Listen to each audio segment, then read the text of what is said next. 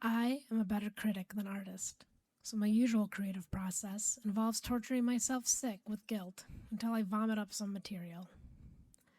Then, fighting the urge to be disgusted by what was inside of me, apologize for it coming up, sanitizing the area, and, if successful, I will examine my splatter as an ill sort of Rorschach test. Pushing and prodding the half digested pieces, it coagulates into some sort of coherency.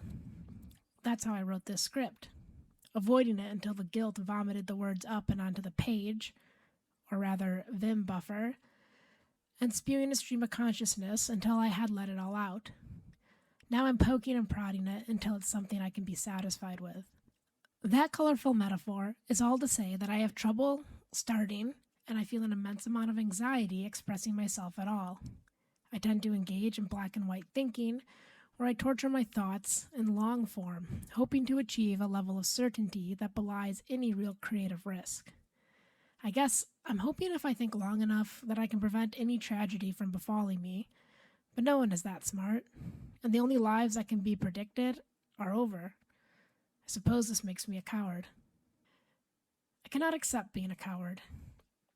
Cowardice fosters repression, and I have spent the first 24 years of my life violently repressing myself, all the way down to my name and my gender. I had placed my hopes in avoiding death by avoiding living. When I am repressing myself, I am not expressing myself, and that leads to depression and eventually suicide if it goes on long enough. Someone once said to me, the hard way was easy, and the easy way, hard. Knowing and having experienced this pipeline firsthand, I had hoped that expressing myself would become easier. And it did, for a little while. But now my cup is refilled with new uncertainties, hopes, and other demons of despondency. Even now, I find it so hard to open up. Anytime I'm at risk of expressing myself, I will suddenly need more caffeine or get stuck scrolling. As I type this, I suddenly have to pee as my brain reaches out for distraction after distraction to maintain its sweet homeostasis. I always joke that one day I will be so accepting and free that I will make a major life-changing decision every day before noon.